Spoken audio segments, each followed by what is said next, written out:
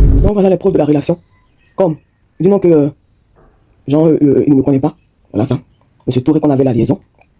Voilà, on parlait tous les jours. Là, il me dit, bah, Mougou. Bon, je ne sais pas si on dit ça à quelqu'un avec qui on n'a pas de relation.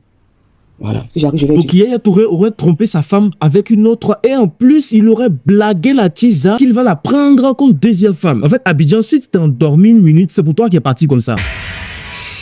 Ça va tellement bien se passer. Partage massivement cette vidéo parce que le barré, il est lourd même, bien consistant. Une journaliste présentatrice du groupe RTI, Conan Goran Anicet, lui aussi, il allait fouiller ses journalistes, il allait prendre. Voilà, elle a fait son travail de journaliste.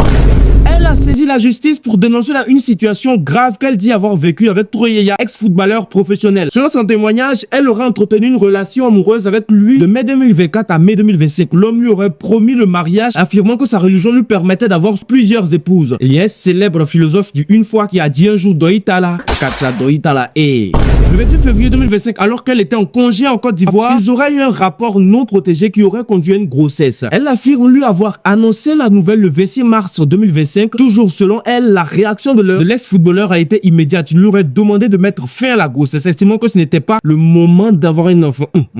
Ça a commencé maintenant.